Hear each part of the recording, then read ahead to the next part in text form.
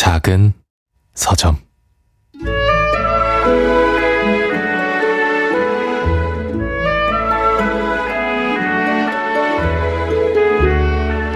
의정부는 오랜만이었다.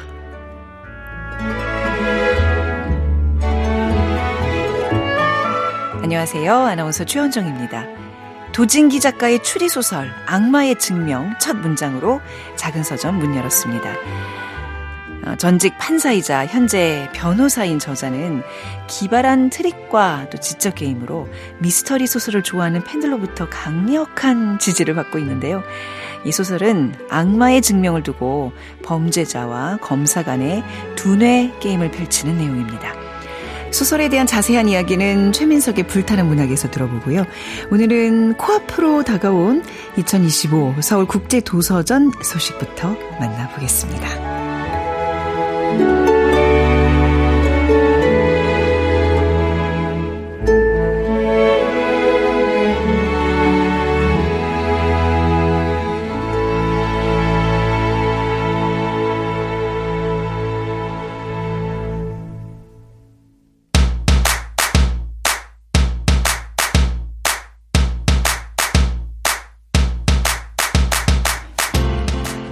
2025 서울국제도서전이 18일 수요일부터 22일 일요일까지 열립니다.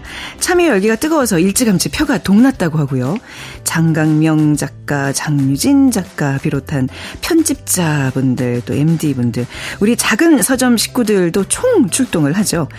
책동네의 큰 축제 서울국제도서전이 열리는데 우리 작은 서점에서 그냥 넘길 수가 없었습니다.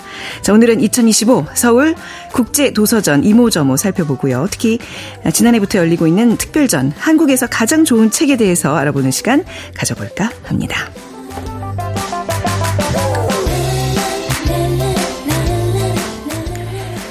서울국제도서전 얘기해 주실 분 모셨습니다. 이번 서울국제도서전 특별전시 한국에서 가장 좋은 책 심사위원이시기도 하죠. 조선일보 문화부 이태훈 기자 모셨습니다. 안녕하세요. 조선일보 문화부 이태훈입니다. 네. 자, 서울국제도서전이 코앞으로 다가왔습니다. 이번 주에요. 저희 작은 서점 식구들도 이제 6월에 이 도서전 준비로 정말 바쁘시더라고요. 이게 엄청 큰 행사라면서요. 그렇습니다. 정말 이거 뭐 책을 사랑하는 사람들한테는 책 냄새 실컷 맡고 네. 만지고 읽을 수 있는 좋은 기회잖아요. 출판계 입장에서도 한 해 가장 큰 행사고요. 그 작은 서점 청취자분들은 아마 티켓 미리미리 마련해 놓으셨을 것 같은데 이미 예매는 모두 매진됐습니다. 네. 현장 판매는 따로 하지 않는다고 하고요. 혹시나 표 못 구하셨더라도 메모하실 수 있도록 책 제목을 최대한 많이 말씀드려 보려고 합니다. 아, 여기서 책 제목을 메모하라고요? 네. 네. 올해 도서전 주제는 믿을 구석인데요. 각자의 믿을 구석을 도서전에 나온 책들 속에서 찾아보자는 취지라고 하네요. 또 주빈 대만 외에도 국제 간의 독일, 영국, 태국, 사우디아라비아, 프랑스 등 해외 16개국 100여 개 출판사와 단체가 부스를 차렸습니다. 국내 출판사를 포함하면 총 535개사가 참여하는 역시 역대 최대 규모라고 합니다. 정말 명실상부한 국제 도서전 국제 행사입니다. 근데 저희도 이제 이 작은 서점 론칭한 지 얼마 안 된 거 아시죠? 아직 네. 기사 안 쓰셨죠? 저희 프로그램에 네. 대해서. 조만간 기사가 나오리라고 믿으면서 저희도 이제 이 처음 론칭했던 계기가 요즘 독서 열풍이 뭐 이렇게 불고 있다. 좀 이렇게 특이한 현상이긴 하지만 또 굉장히 바람직한 모습이다 해서 저희도 책 프로그램을 만들어 보자라는 취지로 이 프로그램이 이제 탄생을 한 거거든요. 근데 정말 놀랐어요. 이 도서전에 예매가 모두 매진이 됐다고. 이 정도였나요? 도서 이게 열기가? 그러니까요. 네. 저희가 이거를 아마 텍스트 힙 이렇게 불렀던 거죠. 네네. 뭔가 책을 읽고 뭔가 글자로 된 것을 읽는 게 뭔가 힙하다 이런 분위기들. 그래서 텍스트 힙 열풍이 불면서 네. 그 작년에도 이미 역대 최다 관객으로 15만 명이 몰렸었다고 하네요. 올해는 참가 출판사가 크게 늘어서 부스가 부족한 사태를 빚기도 했다고 합니다. 또 문학수첩, 의류문화사 이런 그 출판사들이 몇 년간 참여를 안 했었는데 그런 네. 출판사들까지 다 참여를 했대요. 와. 또 올해도 매년 많은 독자들이 기대하는 작가와의 만남 프로그램 라인업이 화려합니다. 영화감독 박찬욱 감독님 오시고요. 그림책 작가 백희나 씨, 또 소설가 김혜란, 윤성희, 손원평, 최진영, 장유진, 김기태, 시인으로 또 도종환, 안도현, 박성우, 김민정, 박준, 안희연, 그리고 건축가 유현준 교수님도 오시고 여러 분야에서 활동하고 있는 작가들도 참여하셔서 셰프 최강록 씨를 비롯해서 저 유튜브에서 많이 뵀던 것 같은데 천문학자 지웅배 씨, 네. 예, 우주먼지라고 요새 유명하시더라고요. 펭귄 각종과학관 관장 이정모 관장님, 이렇게 쉽게 만날 수 없었던 작가들도 도서관 기간 한 자리에서 만날 수 있습니다. 약간 지금 문화예술계의 어떤 셀럽분들이 다 모이시는 것 총출동하는 같아요. 그런 느낌이네요. 네네. 네. 매년 이제 서울국제도서전에서는 주빈국을 선정을 한다고 알고 있는데 올해는 대만이 주빈이긴 한데 아까도 이제 말씀하시기로 주빈이라는 표현을 쓰셨더라고요. 네네. 주빈국이 아니라 네. 또 사정이 있다면서요. 그러니까요. 좀 어색하죠. 주빈이라고 하니까. 예. 네. 올해는 대만을 주빈국이 아닌 주빈으로 하는데 이게 서울국제도서전이 올해 67회인데 역대 처음으로 나라 국자가 빠진 거라고 하네요. 네. 그러니까 주빈국은 해마다 한 나라를 선정해서 그 나라의 출판, 문학, 예술 등의 문화 전반을 집중적으로 조명하자는 취지에서 마련된 제도인데 그 대만 같은 경우에는 이미 지난해 도서전에서 차기 주빈국으로 소개되면서 대만 출판사 48곳이 책 300여 권을 전시했었대요. 네. 또 대만이 늘 한국 책을 많이 사는 나라이기도 하고, 아, 그래요? 네, 그렇답니다. 번역이 많이 된다고 하네요. 네. 그래서 한국에서 인기가 얻은 문화 콘텐츠들은 대만에서도 동시에 인기를 누릴 만큼 이 두 나라 사이의 문화적 동기화도 강하다고 합니다. 네. 그런데도 이 표현이 사실 도서전 측에서도 상당히 고민을 했다고 하는데요. 외교 문제인 거죠. 그렇죠. 네네. 뭐 아마 중국 외교부에서 비공식적으로 항의도 있었다는 것 같고요. 네. 아마 이 대만이 하나의 국가로 인정할 수 있느냐 이 문제를 놓고 양안이 첨예한 갈등 중이잖아요. 네. 그래서 고심 끝에 주빈국으로는 모시되 나라 국자는 빼고 주빈 이렇게 표현하기로 했다고 하네요. 그 대만하고도 합의가 됐어요. 네네네. 공식 명칭도 타이완으로 정해서요. 대만 같은 경우에는 올림픽 같은 데 나갈 때도 중국하고 따로 나가면서 네. 차이니즈 타이페이 이렇게 부르는 경우가 있잖아요. 네. 이번 타이완 경우도 대만과 서로 합의한 명칭이고요. 도서전에서는 이제 스페인 북동부의 카탈루냐 같은 경우에나 또 캐나다에서 프렌치 케벡 같은 경우에도 그 해외에서 주빈을 단순히 나라가 아닌 지역이나 언어 단위로 보고 네. 초청을 하기 때문에 이번 대만도 그렇게 봐달라 이렇게 얘기하고 있습니다. 작년부터 국제도서전에서 이제 특별한 전시가 열리고 있는 걸로 알고 있는데 서울국제도서전에서 뽑은 한국에서 가장 좋은 책 40종의 수상작이 전시된다고요. 네. 이 뽑히신 작가분들이랑 출판사들은 정말 좋으실 것 같아요. 네. 40등 안에 들은다는 얘기예요. 그러니까요. 아마 그래서 저를 불러주신 것 같기도 한데요. 네. 한국에서 가장 좋은 책 전시가 있는데 그 분야가 총 4개예요. 예. 한국에서 가장 아름다운 책, 즐거운 책, 네. 재미있는 책, 그리고 지혜로운 책 이렇게 4개 부문에 각 10종씩 40종의 책을 살펴볼 수가 있습니다. 네, 굉장히 재밌게 분류를 했네요. 네, 네. 저는 그중에서 가장 즐거운 책 심사에 참여했고요. 네. 출판사들 대상으로 공모를 해서 출품작을 받고 분야별로 전문가들이 모여서 1차, 2차 심사를 거쳤어요. 네. 총 685종이 접수됐었고요. 이 중에서 단 40권만 뽑았습니다. 그만큼 이제 책을 많이 오래 봐온 분들이 보기에도 참 좋은 책들만 한데 모았다 이렇게 얘기할 수 있습니다. 네. 그러면 이제 뭐 시상식 같은 게 따로 있어요? 네. 그 개막일인 18일 현장 시상식에서 요 분야별로 대상책이 또 한 권씩 있거든요. 그건 따로 발표를 하고 현재 또 홈페이지에는 네. 분야별 10편의 목록과 전문가 심사평이 소개되어 있습니다. 그러니까 10종씩 분야별로 수상작이 발표됐고 되었고 그리고 이제 수요일에 대상이 따단 이제 선정이 되면서 수여하는 시상식이 그렇습니다. 있는 거군요. 아름다운 책, 즐거운 책, 재밌는 책, 지혜로운 책. 이게 다 하나하나 다 관심이 가는 그 단어들이에요. 네. 이 분류는 원래부터 이렇게 돼 있는 거예요? 이게 작년부터 이렇게 했고요. 원래는 이제 아름다운 책만 있었거든요. 네, 독일 재단이랑 같이 몇 년을 하다가 작년부터 이 4가지로 하면서 사실 명칭이 조금 낯설기는 합니다. 어떻게 분류를 했을까. 먼저 아름다운 책 같은 경우에는 말 그대로 책다운 책, 아름다운 책입니다. 이게 책다움이라는 게 사람마다 다를 수는 있지만 예를 들어서 뭐 개와 고양이 의학사전 이 책은 이제 두꺼운 양장본이지만 반려동물 기르는 반려가구가 이제 550만 시대라고 하잖아요. 네, 네. 동물 생애 주기에 맞춰서 활용할 수 있도록 전문성과 실용성을 내용과 도폰으로 다 갖춘 그런 책이라고 하네요. 그 산 239 이런 책도 있는데 가로 세로 5, 6cm 정도 되는 그 작은 사탕 담긴 케이스, 양철 케이스 정도의 크기래요. 네. 그건 초소형 책인데 우리나라의 대표적인 산 239곳에 관한 실용적인 정보를 간결하게 담았다고 합니다. 네, 이런 재미있는 책들이어서 실제로 가서 만져보시고 넘겨보시고 그러면 더 재밌을 것 같습니다. 아니, 말만 들어도 굉장히 탐나네요. 저도 강아지를 3마리 키우고 네. 등산인 산악인이거든요. 딱 두 권의 책이 제가 지금 가장 필요한 책들인데 맞춤형으로 오늘 또 이렇게 정보를 가져오셨네요. 네.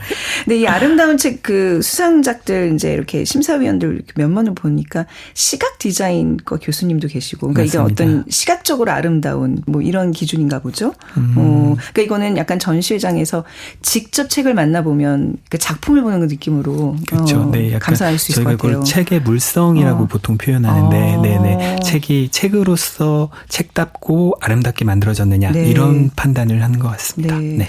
수상작 목록 조금 더 자세히 들여다볼까요? 네. 이제 메모를 하겠습니다. 네. 그 재미있는 책 분야는요, 만화예요. 네. 요즘은 이제 종합 베스트셀러 목록에도 만화책이 자주 올라오거든요. 아무래도 팬들이 열성적이고 구매력도 상당해서일 것 같은데 네. 올해 가장 재미있는 책으로 뽑힌 만화들 제목만 한번 불러보겠습니다. 네. 가베지 타임, 그리고 마녀는 숲으로 갔다. 대운동회 2024 엔솔로지 박스 세트. 뭐. 네. 제목인 거죠. 네. 네. 많이 좋아졌네요. 빨개져 버린 앨리스. 엄마만의 방, 용사의 발라드, 킬러의 집사, 호시탐탐 이런 만화책들입니다. 이런 책 제목들은 나중에 또 이렇게 뭔가 영상화돼서 그렇죠? 네. OTT에서 드라마나 이런 걸로 만나볼 수 있을 것 같아요. 그러니까요. 네, 한번 네. 눈여겨 보도록 하겠습니다. 또 다른 분야에서는요? 그 가장 지혜로운 책 같은 경우에는 딱 들으면 내용을 상상할 수 있는 아마도 내용이 알찬 책들일 것 같은데요. 네. 그들의 대한제국 1897에서 1910 5인의 기록으로 재구성한 있는 그대로의 대한제국사 네. 이런 책도 있고요. 다산의 일기장. 아무래도 다산 정약용 선생님의 일기장일 것 같죠. 마포 주공아파트 단지 신화의 시작. 오, 재밌겠다. 제목만 들어도 내용을 알 수 있을 것 같습니다. 네. 매너의 역사, 품격은 어떻게 만들어지는가. 네. 주폴리스, 동물 권리를 위한 정치 이론. 책을 쓰는 과학자들, 위대한 과학책의 역사. 이런 책들이 가장 지혜로운 책 부문에 네. 뽑혔습니다. 그러니까 지혜로운 책. 아름다운 책은 좀 분명한데 즐거운 것과 재밌는 거의 차이는 뭐예요? 지금 기자님이 심사에 참여한 파트는 또 가장 즐거운 책 분야잖아요. 네. 아까 말씀해 주신 재밌는 책이랑 또 다른 거고요. 네. 그 가장 재미있는 책은 사실 만화고요. 네. 그 즐거운 책은 그림책 포함해서 아동 청소년 도서입니다. 아, 그렇군요. 네.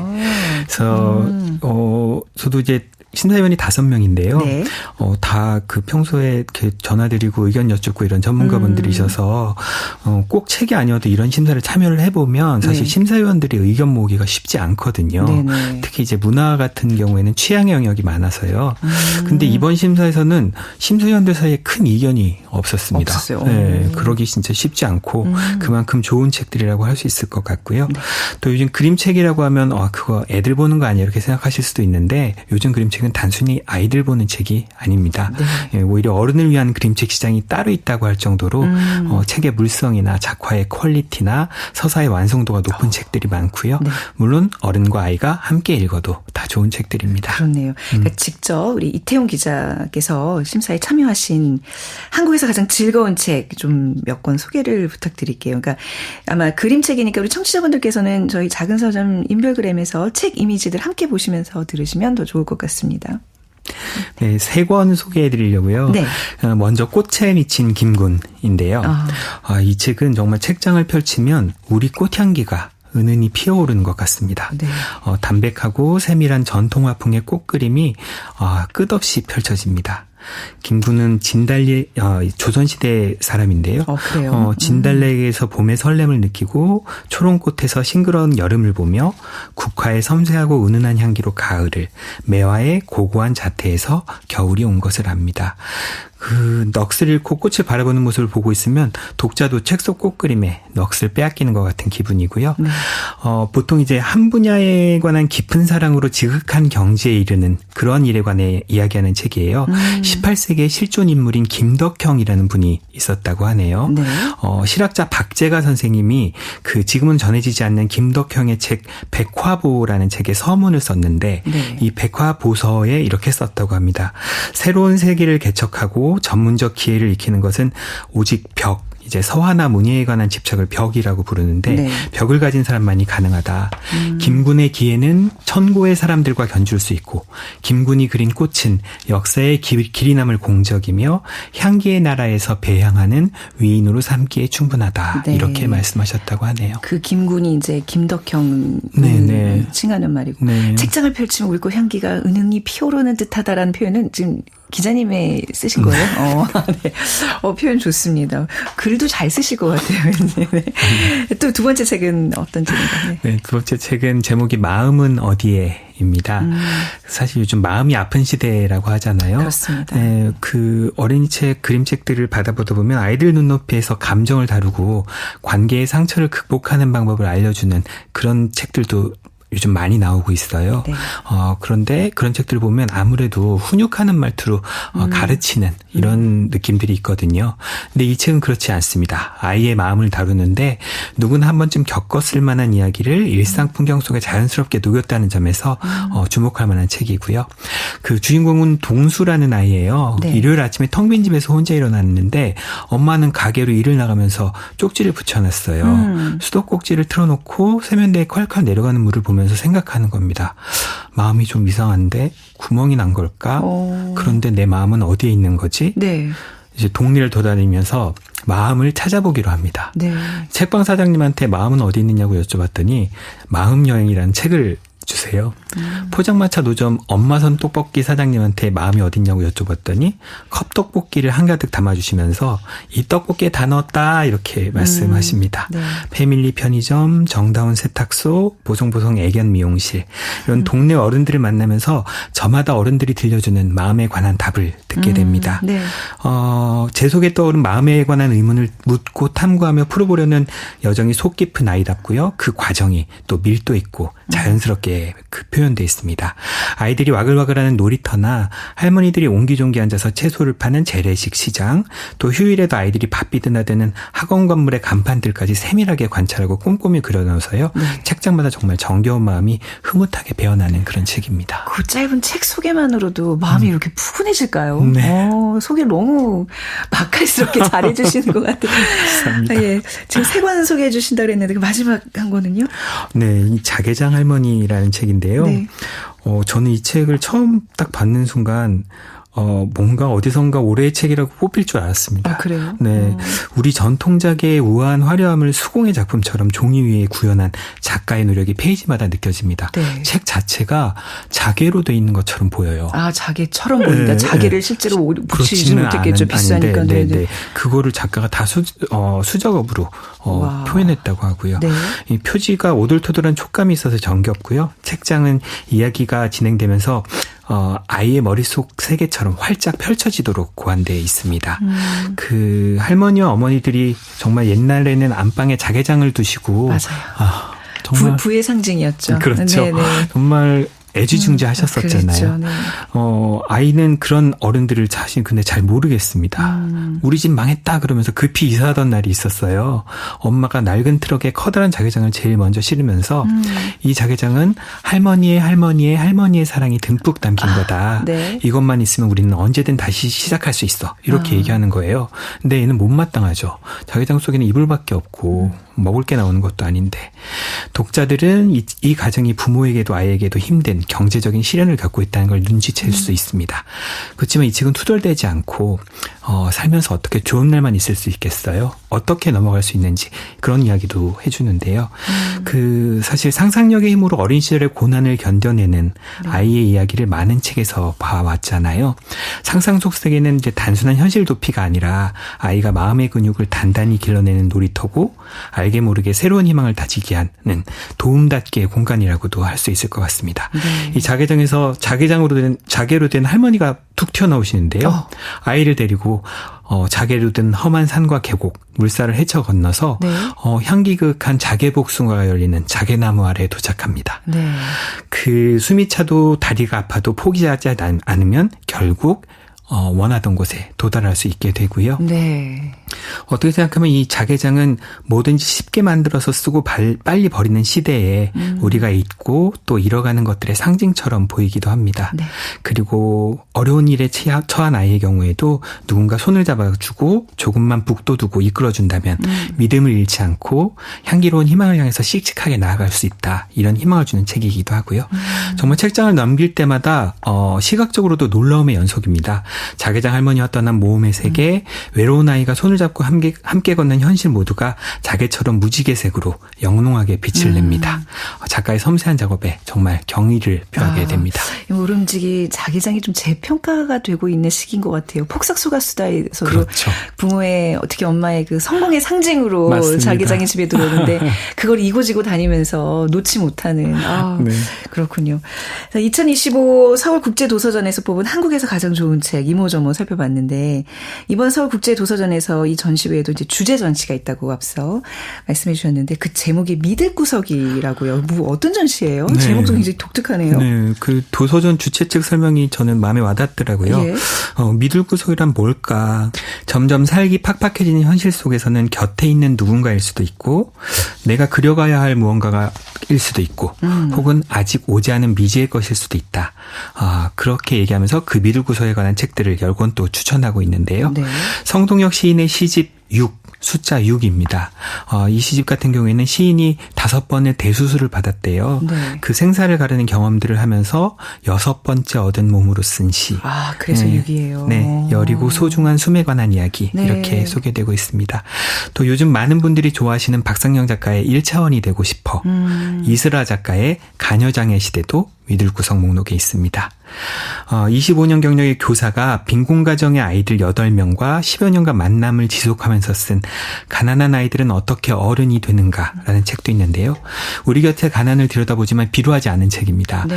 가난한 청소년이 청년이 되면서 처하게 되는 겹겹의 현실에 대한 해부이면서 이들이 어떻게 삶에 대한 통찰과 지혜를 발견해내는지에 대한 성장담이기도 해서요.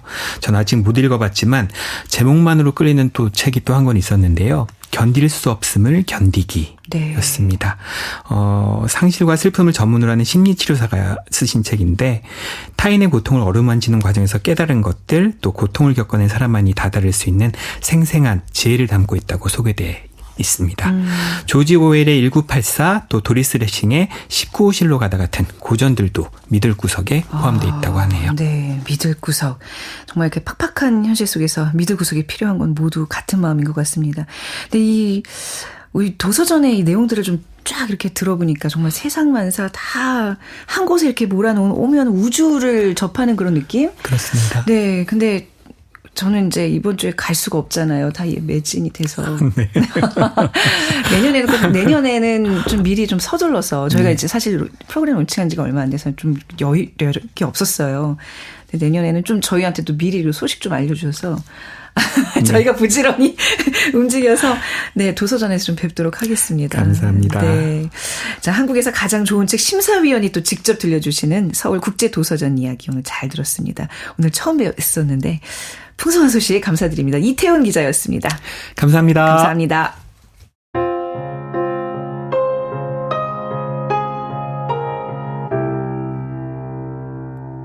작은 서점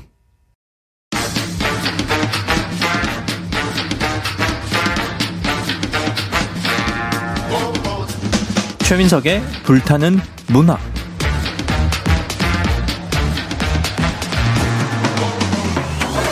우리의 마음을 저미는 명작.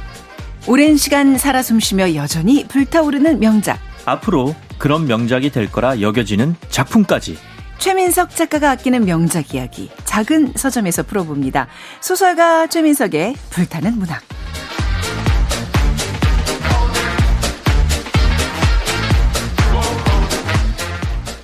네, 최민석의 불타는 문학 소설가 최민석 작가님 모셨습니다. 안녕하세요. 안녕하십니까. 늘 늦은 시각에 네. 눈치 없이 여러분의 잠을 깨우는 최민석입니다. 아유, 눈치가 없기는요. 오늘은 그걸 제 준비를 못했네. 또 우리 최민석 작가님 너무 잘 듣고 있어요 하는 우리 게시판의 글들 좀 더 소개를 해드려야 되는 제가 거죠. 알아서 읽겠습니다. 알겠습니다. 알아서 쓰신다는 줄 알고 깜짝 놀랐어요. 네. 아무튼 오늘 작품은 어떤 건가요? 네. 오늘은 도진기 작가의 단편집 악마의 증명이라는 책을 준비해 왔고요. 네. 소개할 작품은 표제작입니다. 네. 악마의 증명입니다. 제목이 악마의 증명. 이제 남양 특집 이런 건 아닙니다. 그냥 이게 어떻게 보면 추리 단편 소설입니다. 그렇죠. 네네, 단편 추리 소설. 네. 사실 제가 네. 여름에 네. 추리 소설이나 스릴러를 좀 소개하려고 했는데 요즘 너무 갑자기 더워져서 네. 지금 좀부터 조금씩 읽어도 괜찮겠다 싶어서 네, 네. 일단은 본격적인 여름이 시작하기 전에 네. 단편 소설로 하나 준비를 해온 겁니다. 그러니까 이제 약간 그런 남양 특집 이런 거는 이렇게 사람이 이렇게 왜 오싹하게 만드는 그런 건데 네. 이거는 그렇게 뭐 오싹한 류는 아니에요. 굉장히 그 두뇌 싸움. 그렇죠. 그리고 예, 기본적으로 그런 여름이 네. 추리 소설의 계절이잖아요. 맞아요. 네. 도진기 작가 좀 네. 소개를 먼저 해주세요. 도진기 작가는 추리 소설가인데 원래는 법조인입니다. 네. 1944년에 사법고시를 패스하고 판사로 지내다가 2010년에 선택으로 한국추리작가협회 미스터리 신인상을 수상하면서 추리소설가로 데뷔를 했고요. 2014년에 유다의 별로 한국추리문학 대상을 받았습니다. 네. 현재는 판사를 그만두고 변호사로 활동하면서 추리소설가로 꾸준히 집필을 하고 있고요. 네. 유명한 시리즈가 이제 2개가 있는데 하나는 고진이라는 변호사가 등장하는 장편소설 연작 네. 고진 시리즈가 있습니다. 네. 뭐 대표적인 작품으로 붉은 집 살인사건, 정신자살, 유다의 별 이런 것들이 있고요. 또 백수 탐정인 진구를 주인공으로 한 장편소설. 네. 뭐 대표적인 작품은 순서의 문제, 가족의 탄생, 모래바람 이런 작품들이 있고요. 이런 장편 소설과 단편집뿐만이 아니라 네. 법에 관한 교양 서적도 간간히 써서 발표를 하고 있습니다. 참 독특한 이력이에요. 판사셨고 지금 이제 본캐가 변호사고 부캐로 추리소설가로 이제 활동하고 있는데 변호사 겸 작가잖아요. 네. 그래서 그 작가 자신이 갖고 있는 법적인 지식을 집필을 할 때 10분 활용을 합니다. 네. 오늘 소개할 작품 역시 법관이기 때문에 쓸 수 있는 작품입니다. 네. 그래서 도진기 작가의 소설은 추리소설이기도 하면서 동시에 법정 드라마 같은 네. 면도 있습니다. 네. 자, 제목이 이제 악마의 증명이에요. 그게 굉장히 좀 세다는 생각이 들었는데 네. 이게 무슨 의미죠? 이게 중세 유럽의 법적 용어라고 합니다. 논리적인 오류를 지적할 때 쓰는데 영어로는 데빌스 프루프라고 하고 네. 라틴어로는 프로바티오 디아볼리카라고도 합니다. 네. 이게 구체적으로 뭘 뜻하는 거죠? 그 어떤 사실이나 인과가 존재하지 않음을 증명하는 것은 거의 불가능하다고 해요. 네. 그렇기 때문에 존재한다고 주장하는 사람이 입증해야 한다. 이걸 이제 악마의 증명이라고 하는데 이렇게 말하면 좀 설명이 어렵죠. 그래서 간단히 말하자면 악마가 존재한다는 것을 증명하는 거는 상대적으로 쉽습니다. 데리고 오면 되니까요. 보여주면 그렇죠. 되니까. 악마를 네. 만나면 되는 거죠. 네. 물론 이것도 어렵죠. 그런데 이거는 악마가 없다는 것을 증명하는 것에 비해서는 쉽다는 말입니다. 이게 무슨 말이냐면 네.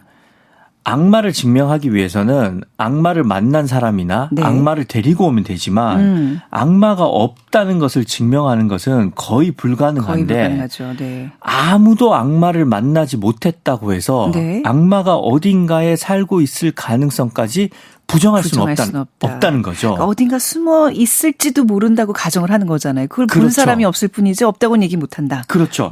예컨대 UFO가 존재하지 않는다는 증거가 없으므로 UFO는 존재한다. 신이 존재하지 않는다는 네. 증거가 없으므로 신은 존재한다고 가정한다. 이런 거죠. 그렇기 때문에 이런 것을 이제 대표적인 예를 악마로 들어서 네. 악마의 증명이라고 하는 거죠. 그러니까 이 소설의 내용이 이 악마의 증명과 관계가 있다는 얘기예요. 그렇죠. 그러니까 간단히 생각해서 무죄 추정 원칙을 생각하면 되는 그쵸, 겁니다. 그렇죠. 그러니까 저 사람이 범행을 저지른 것은 그 범행을 저질렀다는 것을 입증하면 되는데 그쵸. 저 사람이 범행을 안 저질렀다는 것은 네. 입증하기가 어려운 거죠. 네. 왜냐하면 기본적으로 무죄를 추정해 줘야 그렇죠. 되니까. 네. 그거를 이제 이 악마의 증명이라는 그 제목의 의미를 파악하지 못하고 그러니까 책을 읽어도 사실 아무 지장이 없기는 해요. 그렇죠? 왜냐하면 이 이야기 자체가 굉장히 재미있기 너무 때문에 재밌었어요, 진짜. 그냥 이 제목은 제가 네, 상식 네. 차원에서 말씀드린 아, 거고 네. 뭐 전혀 이해 못하시고 전혀 이 감을 못 잡으셔도 아무런 상관이 없습니다. 그렇더라고요. 자, 줄거리 속으로 한번 들어가 볼까요? 네. 주인공은 박철이라는 남자입니다. 이 박철은 의정부의 부대찌개 집에서 친구와 만나고 헤어집니다. 그리고 이제 택시를 타고 가는데 길이 막히죠. 네. 그래서 택시 안에서 한 아주머니를 보게 됩니다. 이 아주머니는 의정부 부대찌개 집에서 나왔는데 아주머니가 나오자마자 간판 불이 꺼집니다. 그리고 아주머니 손에는 손가방이 들렸는데 두툼해 보입니다. 누가 봐도 사장이 가게를 마감하고 현금을 챙겨서 퇴근하는 거죠. 네. 박철은 이 여사장의 동선을 아주 면밀히 관찰을 합니다. 보니까 이 여사장이 공터로 걸어가서 거기에 주차한 차를 타고 네. 집으로 갑니다. 네, 이 박철은 돈 냄새가 난다. 그러지만 이제 이 부분을 읽는 독자 입장에서는 범죄의 기운이 느껴진다. 그렇죠. 네. 네. 사실 박철은 늘 돈이 궁했던 고아 출신 대학생입니다. 네. 그래서 자취방에 돌아와서 작정을 합니다. 그 여자의 가방을 털기로요. 그리고 다음날 밤 9시쯤에 여자를 겁주기 위해서 날이선 과도 하나를 골라서 신문지에 쌌습니다. 네. 그리고 의정부 부대찌개 집 앞에 도착하니까 이제 밤 10시쯤 됐습니다. 얼마 후 식당 불은 꺼졌고 직원들이 모두 퇴근한 후에 아주머니 혼자 나와서 셔터를 내렸습니다. 그리고 주차장으로 가는 그 짧은 찰나에 박철은 아무도 눈치채지 못하게 다가가서 말합니다. 네. 조용히 해. 네. 대범하게 조용히 해. 네. 한데 위험한 순간이 닥칩니다. 그런데 문제가 생겼습니다. 예. 이 아주머니가 박철의 깡마른 몸을 보고 네. 그냥 피식 웃어버린 겁니다. 여기서 웃으면 안 되는데 아줌마가. 게다가 인상 맞았습니다. 아이고. 네. 아니 어린 놈의 자식이 이렇게요. 그래서 결국 박철은 겁을 주려고 들고 간 칼을 자기도 모르는 사이에 휘두르고 말았습니다. 그러니까. 살짝 위협을 하려고만 했는데 네. 그만 사고를 쳤고 이로 인해서 아주머니는 사망을 했죠. 네. 가방을 챙기고 이제 서둘러서 떠나는데 뒤를 돌아보니까 거기에 CCTV가 있는 거예요. 그 CCTV가 있는 걸 확인하는 순간 CCTV에 얼굴이 찍힌 거잖아요. 그렇죠. 아유, 네. 네. 이제 박철은 정신없이 택시를 타고 집으로 돌아왔습니다. 네. 집에 와서 형한테 이 사실을 털어놓고 형한테는 지방에 가서 며칠 좀 지내라고 합니다. 네. 그리고 다음날 형사들이 집에 들이닥치죠. 이게 CCTV 한번 이렇게 찍히면 경찰은 어떻게든 찾아내거든요. 네. 그걸 안 거죠. 그렇습니다. 경찰에 잡혀간 후에 박철은 자백을 했습니다. 네. 검찰로 송치된 후에도 이 수사는 일사천리로 진행이 됐습니다. 네. 자백을 했으니까요. 네. 담당인 호연정 검사는 박철이 자백을 한 덕에 우호적으로 대해줬죠. 그리고 박철한테는 국선 변호사가 선임됐습니다. 그리고 2주 후에 법정에서 공판 기일이 열렸죠. 네. 이제 호연정 검사가 모두 진술을 합니다. 피고인 박철은 지난 11월 4일 오후 10시 40분경 의정부시 T동 땡땡 번지 소재 의정부 부대찌개 식당 앞에서 일을 마치고 귀가하던 식당 주인 53세 여성인 피해자 김정자를 칼로 찔러 살해하고 현금 300만 원이 든 돈가방을 가져와 강취했습니다. 피고인은 공소 사실을 모두 인정합니까? 사실 이 살인 사건을 다루는 법정인데 네. 이런 긴장감이 없습니다. 박철이 이렇게 대답을 하기 전까지는요. 박철은 대답을 합니다. 네. 인정 안 합니다. 제가 안 했습니다. 아니 아까 분명히 검사 앞에서는 아주 순수히 자백을 하더니 왜 갑자기 이러는 거예요? 박철은 네. 법정에서 자백하지 않으면 수사기관에서 자백한 것은 소용이 없다는 것을 알고 악용을 한 거죠. 맞아. 이 박철 이 주인공이 지금 법대를 다니고 있죠? 그렇습니다. 법대생입니다. 네. 그래서 호연정 검사는 살인 현장에서 도주하는 박철의 얼굴이 CCTV에 찍힌 화면을 증거로 제출을 했습니다. 네. 그리고 피고인의 지문이 묻어있는 칼과 범행 당시에 입었던 것으로 피해자의 피가 묻어있는 옷을 또 증거로 제출을 했죠. 전부 다 피고인의 집에서 압수한 겁니다. 네. 이렇게 증거가 많은데 변호사는 이 모든 증거물이 피고인 즉 박철의 범행과 상관이 없다고 진술을 합니다. 네. 그러면서 피고인의 형인 박성을 증인으로 신청합니다. 아까 이제 지방에 잠깐 보냈던 형이 네. 바로 또 등장을 하는 거예요. 이 박성이 법정에 등장하자 장내가 술렁입니다. 그 이유는 바로 네. 박철과 박성이 일란성 쌍둥이였던 거죠. 일란성이 아니라 일란성 똑같이 생긴 일란성입니다. 거예요. 일란성. 예. 게다가 이 피가 묻은 옷은 둘이 평소에 같이 입는 옷이었고 박철의 지문이 묻은 칼 역시 두 형제가 평소에 같이 쓰는 거였습니다. 더 과관인 것은 네. CCTV 화면에 사람이 찍혀 있잖아요. 네. 그 화면을 봐서는 그 사람이 박철인지 박성인지 구분할 수가 없습니다. 일란성 쌍둥이라서. 그리고 박성은 법정에서 자기는 범행 그 당일에 집에서 번역 알바를 하고 네. 일찍 잤다. 이렇게 증언을 합니다. 네. 그리고 자기도 김정자 씨를 죽이지 않았다고 하죠. 그리고 박철도 자기도 일찍 잠들었다고 합니다. 네. 둘 다 자기가 죽이지 않았다고 진술을 하는 거죠. 근데 둘 중 한 명은 분명히 범인이잖아요. 분명히. 그렇죠. 예. 예. 이제 가려내야 이 되는데. 사건의 네. 핵심은 누가 진짜 범인인지 가려내야 하는 것입니다. 그렇죠. 네. 그런데 여기에 또 다른 문제가 있습니다. 여기 문제가 계속 나오더라고요. 무슨 문제인가요? 이거? 일사부재리의 원칙. 그러니까. 예. 한 번 무죄로 판결 난 것은 법정에서 다시 기소할 수가 없습니다. 네. 즉 이 둘 중에 한 명이 무죄 판결을 받게 되면 네. 결정적인 추가 증거가 나오지 않는 한 같은 사건으로 무죄 판결을 번복할 수는 없게 되는 거죠. 저는 이걸 듣는 순간 와, 기발하다 하면서도 이거 만약에 지금 내가 검사 측이나 법정에서 뭐 이 판결을 해야 되는 사람이면 너무나 곤란할 것 같아. 이런 미궁이 없어요. 그렇죠. 그렇기 때문에 네. 판사 출신 작가가 쓸 수 있는 거죠. 예. 네. 예. 아무튼 바로 요 점 때문에 이 소설의 제목이 악마의 증명인 거고요. 네. 네. 다시 이제 그 법정으로 돌아와서 변호사가 얘기를 합니다. CCTV에 나온 사진이나 옷, 범행에 쓰인 칼을 보면 둘 중 하나가 범인인 것 같습니다. 하지만 둘 중 누구입니까? 네. 검찰이 제출한 증거만으로 구분해낼 수 있습니까? 피고인이 유죄일 확률은 50%이지만 무죄일 확률 또한 50%입니다. 절반의 확률, 절반의 증명으로 피고인을 유죄로 인정하여 살인죄로 처단할 수는 없습니다. 재판은 제비뽑기가 아니니까요. 아니, 물론 법은 알겠는데 좀 누가 봐도 한 명은 분명히 범인인데 이걸 못 가려낸다는 게 너무 이 법에 좀 허술한 면이잖아요. 어떻게 그렇죠. 보면. 너무 답답하더라고요. 결국 이 법정은 네. 50%의 확률로 유죄를 증명할 수 없기 때문에 예. 일단 기소된 박철은 무죄로 판결을 내립니다. 무죄를 판결받았어요. 예. 네. 이렇게 되면 박철은 일사부재리의 원칙에 따라서 이제 기소를 받지 않게 되죠. 네. 그러면서 박철은 이제 캠퍼스에서 계속 법학 공부를 하는 걸로 소설의 1장은 끝이 납니다. 네. 아주 이 부분까지만 보면 너무나 답답해서 이걸 계속 읽어야 되나 말아야 되나 좀 고민이 있었거든요. 네. 자, 2장은 어떻게 되나요?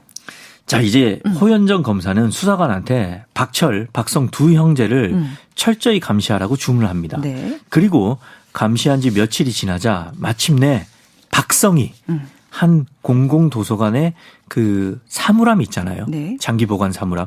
거기서 돈가방을 찾습니다. 바로 살해당한 사람의 돈가방입니다. 이건 결정적이죠. 그렇죠. 그래서 네. 형사들이 이 현장을 덮치고 예. 호연정 검사는 이번에는 박성을 강도 살인으로 기소를 하죠. 네, 박철은 이미 이제 무죄가 판결났기 예. 때문에 못 건드리고. 그렇죠. 형을. 그런데 네. 이제 주변에서 다 걱정을 합니다. 이미 일사부재리 원칙에 따라서 네. 박철을 기소할 수는 없고 이번에도 박성이 살인을 했다는 결정적인 증거가 안 나오면 또 무죄 판결을 받아서 이제는 형제가 완전히 무죄가 되는 거니까요. 그럼 정말 검사의 체면이 말이 아닌데요. 그렇죠. 네. 예. 그래도 호연정 검사는 흔들리지 않고 재판을 준비하고 네. 이제 재판에서 검사는 박성을 몰아붙입니다. 네. 내게 몰아붙인다고 될 일이 아닌데 어떻게 되나요? 네. 피해자를 죽였냐고 물으니까 네. 당연히 박성은 아니라고 하죠. 하겠죠. 예. 네. 하지만 박성 당신이 돈가방을 찾지 않았느냐 다그치죠. 네. 이러니까 박성이 진술을 합니다. 그 가방은 동생 박철이 저한테 주면서 잠시 피해 있으라 해서 어쩔 수 없이 들고 나간 겁니다.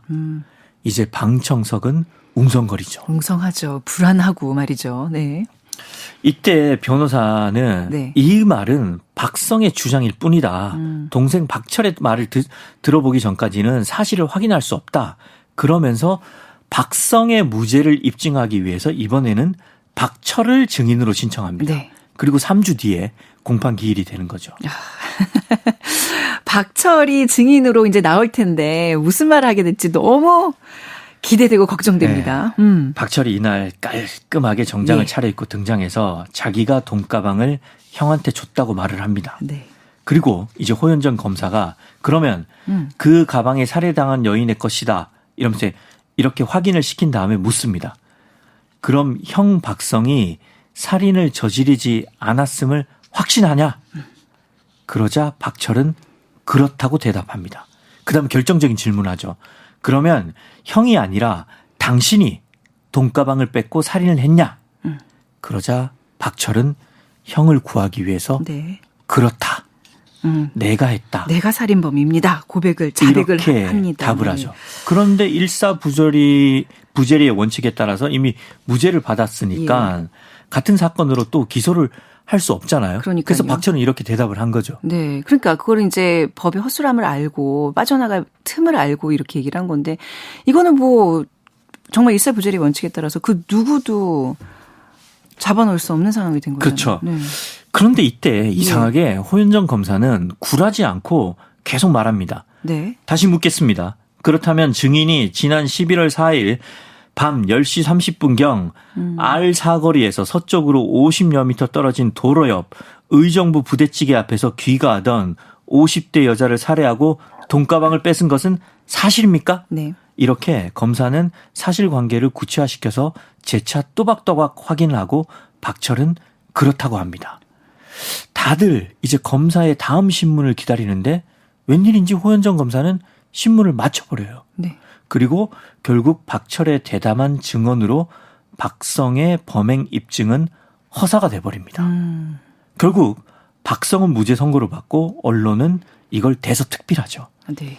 결국 검찰은 명예에 큰 타격을 입게 됩니다. 이렇게 되면 이제 그 호연정 검사는 경질이 되고 검찰은 굉장히 네. 뭔가 이제 대언론 이렇게 뭔가 반성하는 글을 내놓고 그렇죠. 뭐 이래야 되는 거 아니에요? 네. 그런데 네. 검찰 내부에서는 난리가 났는데 네. 호연정 검사는 다음 날에 굉장히 밝은 표정으로 출근을 해서 수사관한테 얘기를 합니다. 다시 박철을 강도 살인으로 기소하세요.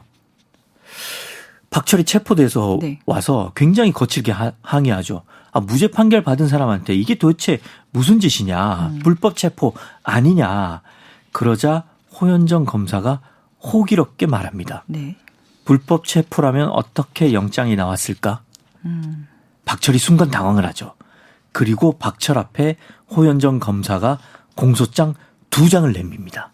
하나는 지난번의 공소장이고 다른 하나는 이번의 공소장입니다. 밑줄 그은 부분을 보라고 얘기하죠. 네. 지난번 기소는 2011년 11월 4일 오후 10시 40분경 이제 중요합니다. 의정부시 T동 63번지 소재 의정부 부대찌개 식당 앞에서 일을 마치고 귀가하던 식당 주인 53세 여성인 피해자 김정자를 칼로 찔러 살해하고 현금 300만 원이 든 돈가방을 가져와 강취하였다. 네. 는 거고 이번 기소는 2011년 11월 4일 오후 10시 40분경 여기까지 똑같아요. 네. 서울시 노원구 S동 12번지 소재. 주소가 다르네. 네. 의정부 부대찌개 식당 앞에서 일을 마치고 귀가하던 식당 주인 52세 김라희를 칼로 찔러 살해하고 피해자도 다르네. 그렇죠. 현금 300만 원이 든 돈가방을 가져와 강취하였다. 예. 이걸 보고 박철은 자신이 속았다는 것을 뒤늦게 깨닫습니다. 속은 게 아니라 공소장이 잘못된 거잖아요.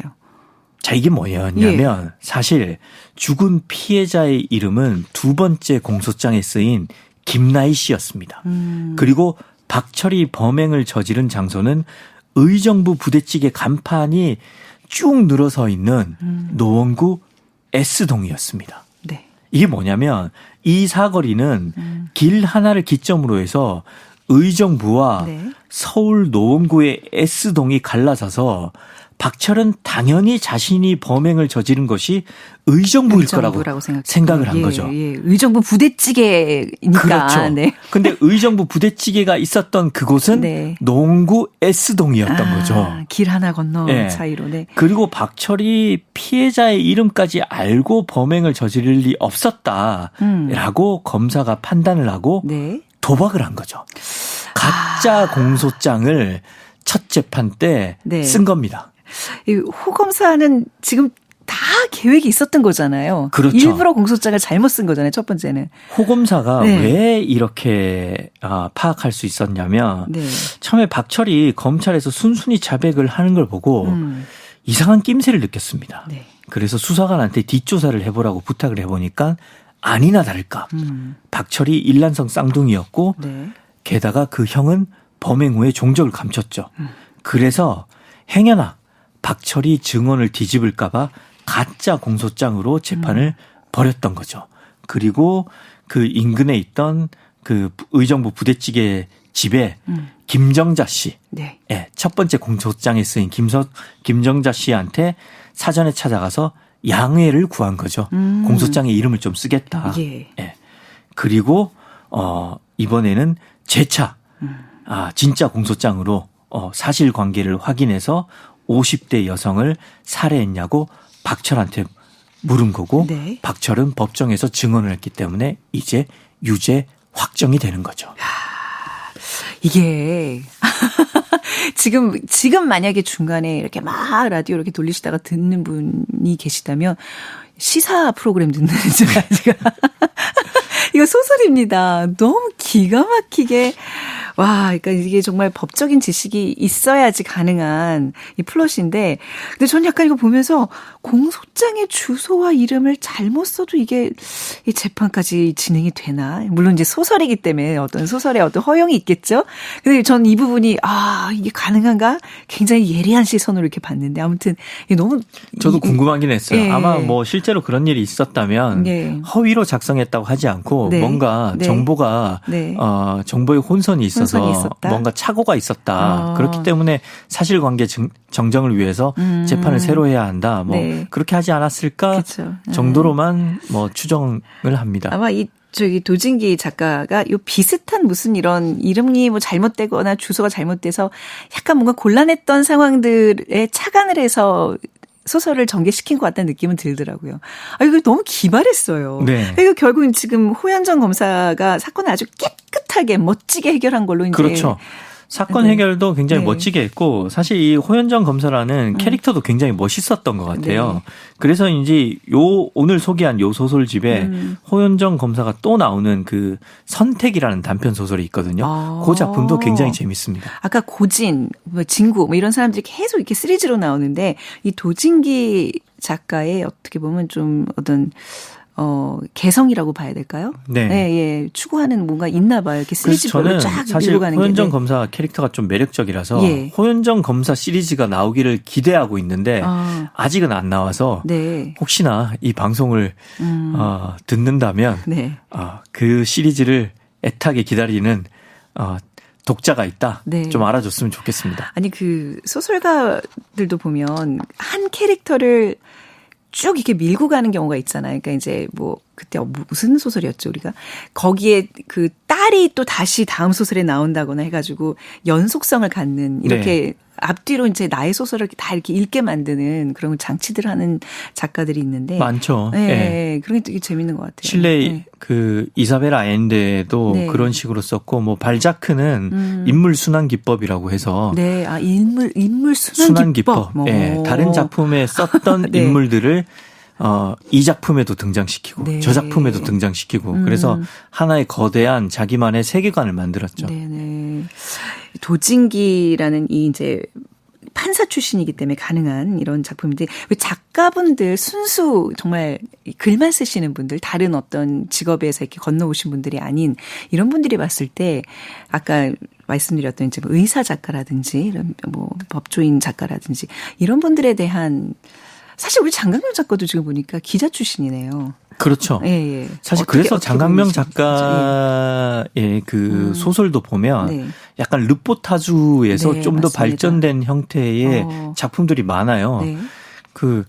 이 프로그램을 진행하는 분이라서 얘기하면 또 귀가 간지러울지 모르겠지만 네. 제가 볼 때는 한국이 싫어서 혹은 뭐 댓글 부대 네. 이런 작품들은 한국 사회를 면밀히 관찰하고 그렇네요. 마치 취재를 해서 거기에서 얻은 정보와 깨달음을 토대로 이야기를 구축했다. 네. 이렇게 느껴지거든요. 그래서 이런 작가들을 보면 저는 좀 부러움을 느낍니다. 네. 아니 뭐 부러울 게 뭐가 있으세요? 이제 저는 그런 베이스가 없으니까요. 아니, 불문학을 심층적으로 공부해서 이제 또 불타는 진짜 문학을 계속 그걸로 놀리시려고. 아니, 놀리는 게 아니라 정말 저는 네. 100% 존경의 마음을 갖고 드리는 부끄럽습니다. 말씀입니다. 네.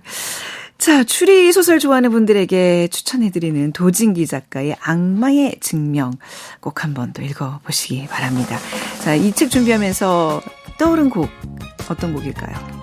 호연정 검사의 반전이 공개될 때까지 이 사건은 끝난 게 아니었잖아요. 네. 그래서 레니 크라비츠의 It ain't over till it's over. 끝날 때까지 끝난 게 아니다. 예, 요 곡 준비해 왔습니다. 알겠습니다. 자, 이 곡 띄워드리면서 최민석의 불타는 문화, 불문학 여기서 마무리하겠습니다. 감사합니다. 고맙습니다. 네, 지금까지 작은 서점 아나운서 최현정이었습니다. 고맙습니다.